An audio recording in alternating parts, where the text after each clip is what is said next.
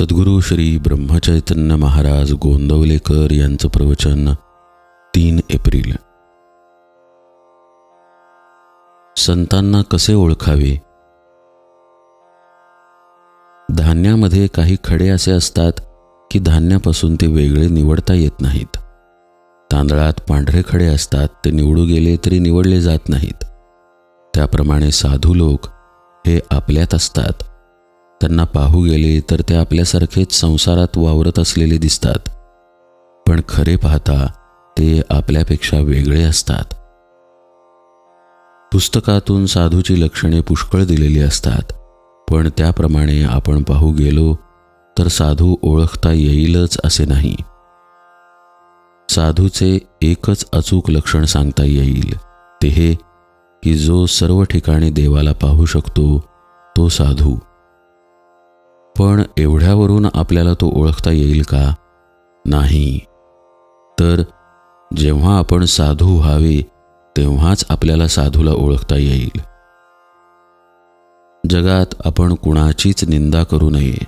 आपण जेव्हा दुसऱ्याचे दोष पाहतो, म्हणजेच ते जेव्हा त्याच्याजवळ आहे तसे दिसतात, त्यावेळेस तेच दोष आपल्याजवळ सूक्ष्म रूपाने असतात असे समजावे आणि आपण लगेच देवाला शरण जाऊन हे माझे दुर्गुण काढून टाक म्हणून त्याची करुणा भाकावी.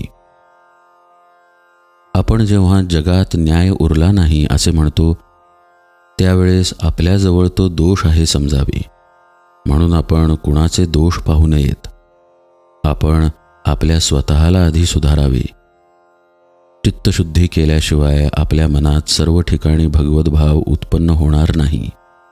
म्हणून जेव्हा जेव्हा आपल्याला दुसऱ्याचे दोष दिसतात, तेव्हा आपलेच चित्त अशुद्ध आहे असे समजून आपण परमात्म्याची करुणा भाकून त्याला शरण जावे आणि माझे चित्त शुद्ध कर अशी त्याला विनंती करावी. असे केले म्हणजे आपले चित्त शुद्ध होत जाते आणि मग भगवंताची प्राप्ती व्हायला वेळ लागत नाही. जे मिश्रण आहे ते पचायला कठीण असते. उदाहरणार्थ भाजणी.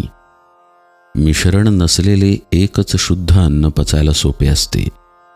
हे जसे खरे, त्याचप्रमाणे आपले अंतःकरण अगदी शुद्ध असावे, म्हणजे ते सर्वांमध्ये लवकर मिसळते. पण आपल्या अंतःकरणामध्ये स्वार्थाचे मिश्रण असल्यामुळे ते सर्वांमध्ये समरस होऊ शकत नाही. शुद्ध अंतःकरणाच्या माणसाचे चालणे हळू आणि बोलणे मृदू असते. तो सर्वांना प्रिय होतो. जगातले आपले समाधान किंवा असमाधान ज्या वृत्तीने आपण जगाकडे पाहतो त्यावर अवलंबून असते. माझ्याकरिता मी नसून मी लोकांकरिता आहे, माझ्याकरिता जग नसून मी जगाकरिता आहे, ही वृत्ती आपण ठेवावी.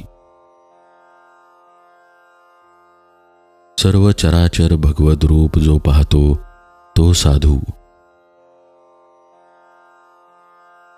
जानकी जीवन स्मरण जय जय राम.